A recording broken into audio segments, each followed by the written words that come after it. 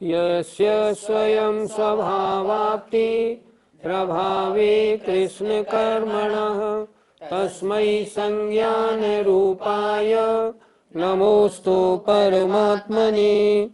पंच परमेष्टि भगवान की जय। पहली ज्ञानशाला में हमने पढ़ाया था व्रतों को जरूर धारण करना है। पापों में उलझे रहे तो नरक मिलेगा, कितना दुखी दुख, और व्रतों में लगे रहे तो अगले पर्याय में देव पर्याय मिलेगी और 2-4 भाव में मोक्ष प्राप्ति हो जाएगी। तो शिष्य कहता है कि व्रतों से स्वर्ग कैसे मिलेगा, तो आचार्य अगला श्लोक लिखते हैं। देखें, निकालें श्लोक नंबर 4, पृष्ठ हमारी पुस्तक का 8वां। यत्र भाव शिवम दत्ते यौकी दूरवर्तिनी यो नयत्यासु गव्युतिम क्रोशार्धे किम ससीदति। यत्र भावः, जो भाव, शिवम माने मोक्ष को देता है, व्रतों से मोक्ष मिलता है। मोक्ष कैसे मिलेगा? सम्यक दर्शन, सम्यक ज्ञान प्राप्त करें, सम्यक चारित्र को धारण करें। सम्यक चारित्र का मतलब व्रतों को धारण करना, और इन तीनों से मोक्ष की प्राप्ति होती है। सम्यक दर्शन ज्ञान चारित्राणि मोक्ष मार्ग। देखें, जो भाव मोक्ष देता है उसके लिए देव माने स्वर्ग देना, कियत माने कितनी दूरवर्ती है। जो मोक्ष दे सकता है उससे स्वर्ग मिलना तो बहुत आसान। देव माने स्वर्ग मिलना, उससे कियत माने कितनी, दूरवर्तनी दूरवर्ती है, अर्थात बहुत आसान है। उदाहरण दे रहे हैं, यो माने जो, नयति आशु, नयति ले जाता है, आशु माने शीघ्र, जो शीघ्र ले जाता है, गव्युतिम 2 कोस। किसी मजदूर से आपने कहा हमारा ये सामान भैया 2 कोस ले जाना है, 10 रुपये आपको मजूरी देंगे। ठीक है, मैं ले जाता हूँ। उसने लिया और लाद लिया अपने ऊपर और चल पड़ा। तो जो ले जाता है, आशु माने शीघ्र, गव्युतिम 2 कोस, उसके लिए क्रोशार्धे आधा कोस जाना, किम माने क्या, स माने वह, सीदति दुखी हो सकता है। आधा कोस चल के हम उससे कहें भैया चलो तुम यहीं छोड़ दो, अपने रुपए लो और चले जाओ, दुखी होगा कि सुखी? बहुत सुखी होगा। ये तो अच्छा काम रहा। तो ये कह रहे हैं जो व्रत हमें मोक्ष ले जाने वाले हैं, अगर वो स्वर्ग नहीं दे सकते, क्यों नहीं दे सकते? स्वर्ग देना तो उनके लिए बहुत ईजी, बहुत आसान है। फिर देखें, जो भाव मोक्ष देने वाला है उसके लिए स्वर्ग देना कियत माने कितनी दूरवर्ती है, कितना कठिन है? कुछ कठिन नहीं। उदाहरण कह रहे हैं, यो माने जो, नयति ले जाता है, आशु माने शीघ्र, 2 कोस, जो शीघ्र ही 2 कोस तक ले जाता है, वह क्या, क्रोशार्धे आधे कोस ले जाने में, सीदति दुखी हो सकता है? कभी दुखी नहीं होगा। इसी तरह व्रतों से मोक्ष मिलता है, उनसे स्वर्ग मिलना वो तो बहुत ही आसान है, उसके बारे में तो सोचना ही नहीं। व्रतों को धारण करने से हमें क्या लाभ होता है? 2 चीजें हैं, पाप या अव्रत, और पापों को छोड़ना व्रत। अगर पापों में उलझे रहेंगे तो पाप कर्मों का आश्रव होगा, और व्रतों को धारण करेंगे तो पुण्य कर्म का आश्रव होगा, कर्मों की निर्जरा होगी। महान निर्जरा में कारण तो चारित्र ही है, और वो चारित्र व्रत धारण करने से होता है। इसलिए व्रत धारण करने से क्या लाभ है? व्रत धारण करने से कर्मों की महान निर्जरा होती है, महान पुण्य का बंध होता है, पापों का नाश होता है। इसलिए मनुष्य पर्याय में व्रतों को धारण करने के बारे में अवश्य सोचना चाहिए। एक बार हमने आचार्य जी से प्रश्न किया, आचार्य जी हमारे मन में व्रत लेने के परिणाम क्यों नहीं बनते? तो आचार्य जी ने मंच से इसका उत्तर दिया, आप इतने लोग बैठे हैं, व्रतों को धारण नहीं करते, हमें तो ऐसा लगता है कहीं आपके नरक तिरंच आयु का बंध तो नहीं हो गया।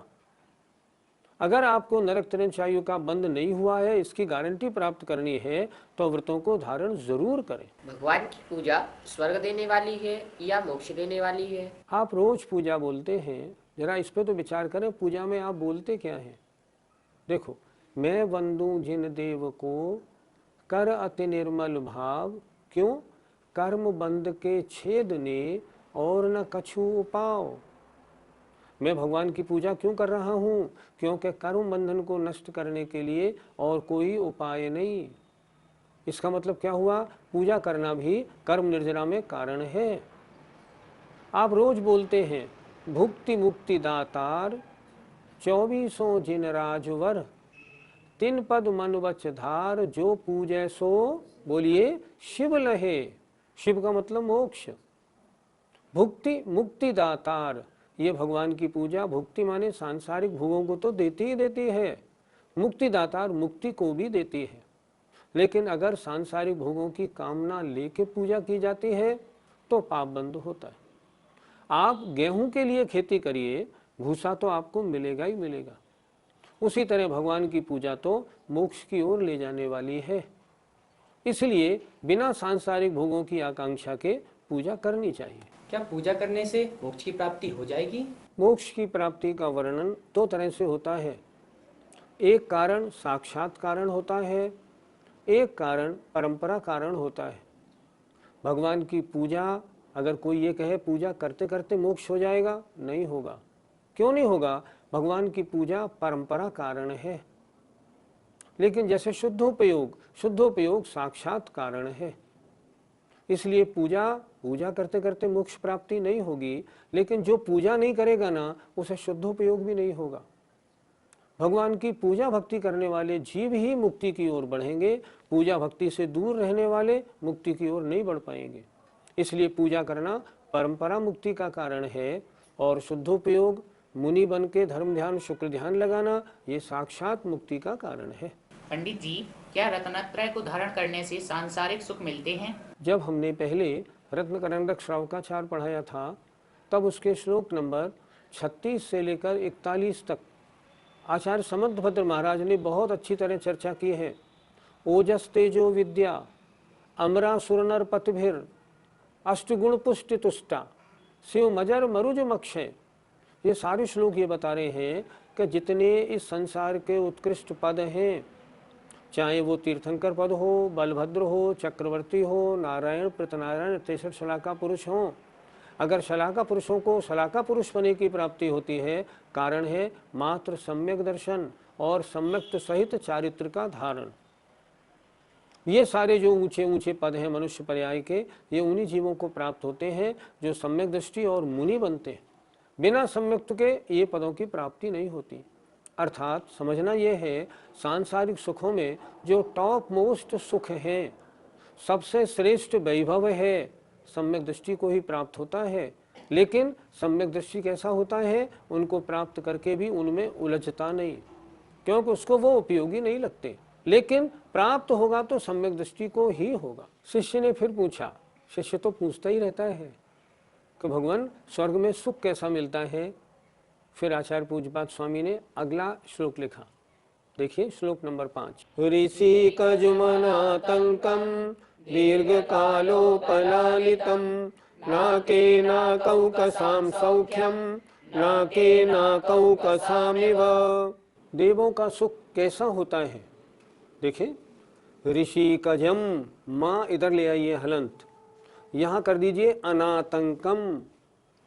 ऋषि कजम इंद्रियों से उत्पन्न है, अनातंकम दुख रहित है, विदाउट डिस्टर्बेंस, रोग रहित, सुख है, हमेशा है। क्या हुआ? ऋषि कजम, देवों का सुख इंद्रियों से उत्पन्न होता है, अनातंकम दुख रहित होता है, उसमें कोई रुकावट बीमारी कुछ नहीं होती, और दीर्घ काल बहुत समय तक उपलालितम प्राप्त होने वाला होता है। देवों की आयु सागरों की होती है। पहले स्वर्ग की आयु 2 सागर, एक सागर में असंख्यात वर्ष। दीर्घ काल मतलब बहुत समय तक प्राप्त होने वाला होता है। आगे देखें, नाके स्वर्ग में, नाकौ कसाम देवों को, सौख्यम जो सुख होता है वह नाके स्वर्ग में, नाकौ कसाम देवों के इव माने तरह ही होता है। क्या मतलब? मतलब ये देवों को जो स्वर्ग में सुख है वो कैसा है? अब जैसा देवों को स्वर्ग में सुख होता है, अब हम कैसे बताएं? सुख बताया थोड़ी जाता है। आपसे कोई पूछे आपने आइसक्रीम खाई कैसी लगी? अच्छी लगी। कैसी लगी? अरे जैसे आइसक्रीम होती है वैसी लगी। आपने लड्डू खाया कैसा लगा? और जैसा लड्डू लगता है वैसा लगा। तो यहाँ भी आचार्य यही कह रहे हैं, ना के स्वर्ग में नाकऊ कसाम देवों को सौख्यम जो सुख होता है वह स्वर्ग में नाकऊ कसाम देवों के इव माने तरह ही होता है। जैसा देवों को सुख होता है, कैसा सुख? ऋषि कजम इंद्री से उत्पन्न, अनातंकम दुख रहित, रोग रहित, रुकावट रहित, विघ्न रहित और दीर्घ काल तक प्राप्त होने वाला ऐसा सुख जो देवों को होता है वो कैसा है? जैसा देवों को होता है वैसा है। ना के स्वर्ग में नाकऊ कसाम देवों को जो सुख है वो तो स्वर्ग में नाकऊ कसाम देवों के इव माने तरह ही होता है। हम नहीं बता सकते, देवों का अलग हमारा अलग। देव लोग कैसे कपड़े पहनते होंगे? देव लोग कैसे कपड़े पहनते हैं? जैसे देवों के कपड़े होते हैं। आप ये चाहो कि खद्दर के हैं, कि सूती हैं, कि नायलॉन है, कैसे हैं, ये वहाँ कुछ नहीं होता। वहाँ तो कल्प वृक्षों के द्वारा जो वस्त्रांग जाति के कल्प वृक्ष होते हैं वो उनके वस्त्र प्रदान करते हैं और वो तो अलग ही होते हैं। आप पूछेंगे देवों के जेवर कैसे होते हैं, उनकी ज्वेलरी कैसी होती है? अद्भुत अनोखी होती है। कैसी होती है? कोई एग्जाम्पल नहीं। उदाहरण दे के समझाइए। अरे कोई उदाहरण नहीं। एक शास्त्रों में उदाहरण आता है। सगर चक्रवर्ती स्वर्ग में था, वहाँ दो देव थे, दोस्त दोनों। वो दोनों ये कहते थे कि हम में से पहले जिसकी आयु खत्म हो वो नीचे जाके मनुष्य बनेगा और मनुष्य बन के अगर विषयों में उलझ जाए तो दूसरा देव उसको सुलझाने के लिए जाए कि तुम क्यों उलझ गए। ठीक है, तो पहला देव गया और सगर चक्रवर्ती बन गया और 96,000 रानियों में उलझ गया। तब दूसरा जो देव था वो स्वर्ग से उसके पास पहुंचा और बोला, तुम्हें याद है हम तुम दोनों पहले स्वर्ग में दोस्त थे? हाँ हाँ मुझे याद है। बोलो, याद आ गया।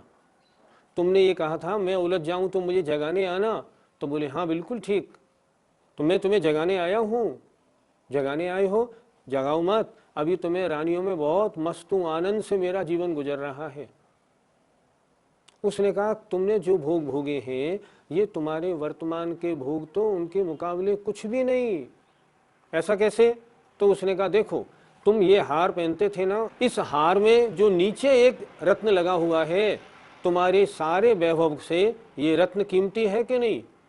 चक्रवर्ती देख के बोलता है हाँ हाँ रत्न तो अनमोल है, ऐसा हमारे यहाँ नहीं मिल सकता।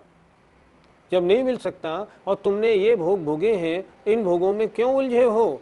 सगर चक्रवर्ती कहता है अभी मत बात करो, अभी तो इसमें आनंद आता है। तो मेरे कहने का मतलब क्या है? उनके वस्त्र कैसे होते हैं, उनकी ज्वेलरी कैसी होती है, हम कोई उदाहरण नहीं दे सकते। हम तो इतना कह सकते हैं अद्भुत होती है, अनोखी होती है और स्वर्गों की हर चीज अजूबा होती है।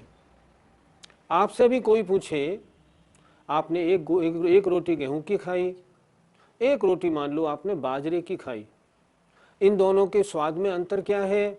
आप क्या उत्तर देंगे? अरे गेहूं की रोटी गेहूं जैसी है, बाजरे की रोटी बाजरे जैसी है। उदाहरण से समझाओ। इनका उदाहरण नहीं होता, खा के देख लो। उसी तरह स्वर्ग में जो वैभव है उसका उदाहरण नहीं होता, अद्भुत होता है, अजूबा होता है। स्वर्ग में कितने प्रकार के कल्प वृक्ष होते हैं? कल्प वृक्ष 10 प्रकार के होते हैं। भूषणांग, वस्त्रांग, दीपांग आदि। उनमें स्वर्गों में 2 तरह के कल्प वृक्ष नहीं होते, एक भोजनांग और एक पानांग। क्यों नहीं होते? क्योंकि देव लोग भोजन भी नहीं करते और पीते भी कुछ नहीं। इसलिए भोग भूमि में 10 प्रकार के कल्प वृक्ष हैं और स्वर्ग में 8 प्रकार के कल्प वृक्ष हैं। आचार्य विद्यासागर जी महाराज से हमने एक प्रश्न किया, आचार्य श्री हमने सुना है तीर्थंकर बालक के लिए खाने पीने की सामग्री जो होती है वो देवता लोग अरेंज करते हैं, तो जब देवों के पास खाने और पीने के कल्प वृक्ष है ही नहीं तो वो कहाँ से लाते होंगे? तो आचार्य ने उत्तर दिया, उनको भोग भूमि जाकर लाने में 1 सेकंड भी नहीं लगेगा। देव हैं, उनकी शक्ति बहुत होती है, कहीं से भी अरेंज कर लेते। तो अगर उनके पास नहीं है, भोग भूमि गए, कल्प वृक्ष से भोजन और पानी की व्यवस्था कर दी। इस तरह स्वर्गों में 10 प्रकार के कल्प वृक्षों में से भोजनांग और पानांग नहीं होते, शेष 8 प्रकार के कल्प वृक्ष होते। पंडित जी, यदि वहाँ खाने पीने के लिए कल्प वृक्ष नहीं है तो देवों का शरीर कैसे टिकता है? क्या वो आहार नहीं लेते? देवों के आहार भी है, देवों के श्वासोच्छ्वास भी है। देव आहार करते हैं, उनके आहार होता है, करते नहीं। आहार कैसे होता है? जिन देवों की आयु 1 सागर होती है, उनके कंठ में 1000 वर्ष बाद अपने आप अमृत झर जाता है। भूख लगी 1000 वर्ष के बाद, अमृत झरा, भूख शांत हो गई, 1000 वर्ष की गई। उनका शरीर वैक्रियक होता है। वैक्रियक शरीर श्वासोच्छ्वास लेता है। तो श्वासोच्छ्वास एक पक्ष के बाद एक बार श्वास लेते हैं। हम तो दिन भर श्वास लेते हैं, वो 15 दिन में एक बार श्वास लेते हैं। एक बार श्वास ली, बस काम खत्म हो गया।